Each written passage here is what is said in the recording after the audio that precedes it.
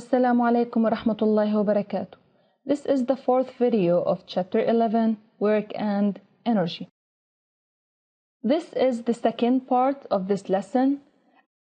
At the end of this part, you're going to be able to define energy, calculate the kinetic energy, apply the work energy theorem, calculate the gravitational potential energy, calculate the mechanical energy, and finally apply the principle of conservation of mechanical energy. But in this part, you're going to be able to define energy and calculate the kinetic energy of a system. Let's remember what we took in the last videos. We defined the work done by a constant force, and it is computed by the expression F times AB times cosine the angle between F and AB. The work done by a constant force is independent of the path, and it is algebraic. It could be positive, negative, or even it could be zero. The work done by weight is given by mgh initial minus h final, and finally the power is the amount of energy transferred per unit time. In everyday life, we think of energy in terms of fuel for transportation and heating, electricity for lights and appliances, and food for consumption. However, these areas do not really define energy. They merely tell us that fuels are needed to do a job, and that those fuels provide us with something we call energy. The definitions of quantities such as position, velocity, acceleration, and force, and associated principles such as Newton's second law have allowed us to solve a variety of problems. Some problems are difficult to be solved with Newton's laws, however, can be made simpler with the study of energy. Consider these two motions. It's difficult to study the motion where there is up and downs in the track, and we are not familiar with the projection of the force of weight as an example during motion, since the angle between the force and the trajectory is varying.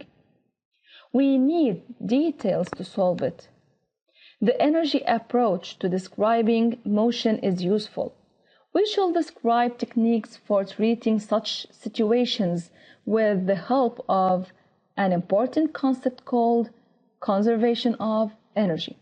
We begin this discussion by exploring the notion of energy. Energy, expressed in joule, is defined as the ability to do work. How this happens? If you do emotive work on a body by a force F, the body gets energy. The total energy of the body will increase. We say that energy is transferred into the body. Moreover, consider the scene. Sun provides the warmth to the region. Besides, sunlight is converted into electric energy via the solar cells. And so we should say that energy is transformed from one form into another. The fact is, energy can neither be created nor destroyed. It can only be transformed from one form to another. Energy has many forms. We can name some of them: solar or radiant, chemical, heat, nuclear, and mechanical energy. The mechanical energy is what we're going to study in this lesson. Mechanical energy has two forms, the kinetic and the potential one. We're going to start with the kinetic energy. Kinetic energy is the energy possessed by a body due to its motion. Consider a moving hammer used to drive a nail into a piece of wood. The force exerted by the hammer on the nail performs work, which results in transfer of kinetic energy to the nail, thus driving it in the wood. If the hammer was at rest, it means there is no motion and thus no kinetic energy. We say then that moving object has a kinetic energy, whereas every motionless object has no kinetic energy. Therefore, kinetic energy depends on the speed of the body, and here comes the expression.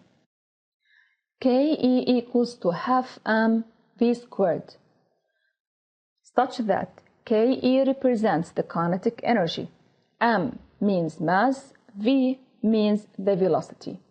What about the SI units? Ke in joule, mass in kilogram, and v in meters per second.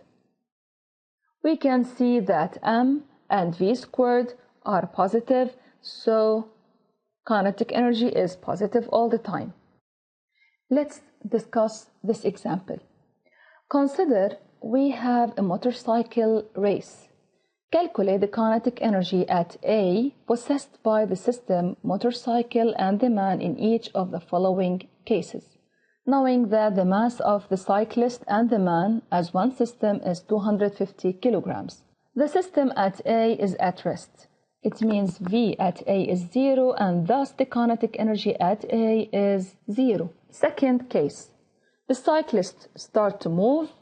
At A, the speed is 10 meters per second, then the kinetic energy is half, 250 times 10 squared, and it's 12,500 joules.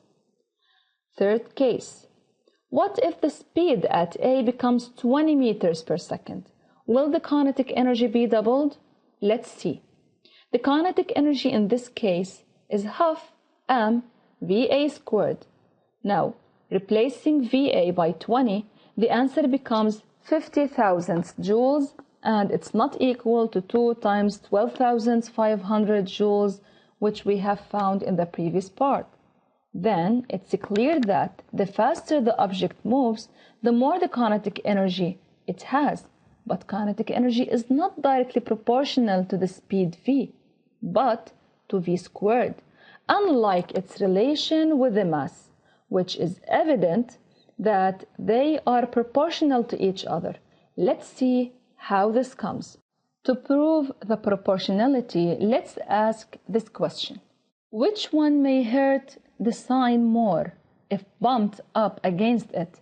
The elephant of large mass or the man of smaller mass, knowing that they are moving with the same speed? Let's watch and see what happens with the sign if the man hits it.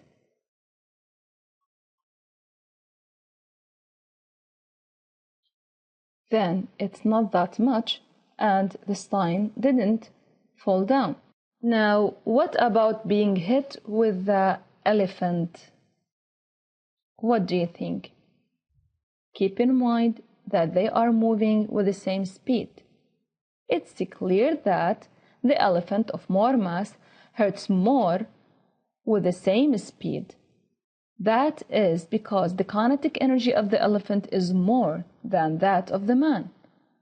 Finally, more mass, then more kinetic energy. Special notes. If the system is released from rest, then the initial speed is 0 meters per second. Thus, the kinetic energy at t equals to 0 is 0 joules. The kinetic energy of a system of particles is the sum of the kinetic energy of each particle. Unit conversion. Each 1 gram means 10 exponent minus 3 kilograms. For example, if the mass is 200 grams, it will be 0.2 kilogram.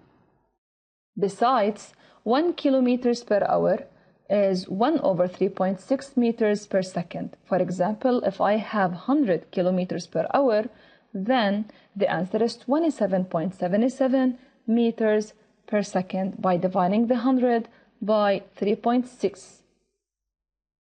Let's solve this application. A student standing on the ground throws a ball of mass m equals to 500 grams straight upward. The ball leaves the student's hand with a speed of v0 equals to 9 meters per second. Taking g 10 meters per second squared and b equals 10 meters. First part, calculate the kinetic energy possessed by the ball at the following different positions. 1. At O, the launching position. Applying the expression of the kinetic energy, we can write kinetic energy at O equals to half m V at O squared equals to 20.25 joule. At A, the maximum height. At maximum height, we know that the speed becomes 0 in a vertical launching. So the kinetic energy is half times 0.5 times 0 squared, and it's 0 joules. The second part, calculate the speed at position B if the kinetic energy at B equals to 50 joules. In this case, we write the expression, then we should find VB, and we rearrange it. It becomes VB equals to the radical 2 times 50 divided by half. The answer is 14.14 meters per second. This is enough for today. Don't forget to remember the main ideas mentioned in this video. This is the end of part 4. Thank you for watching.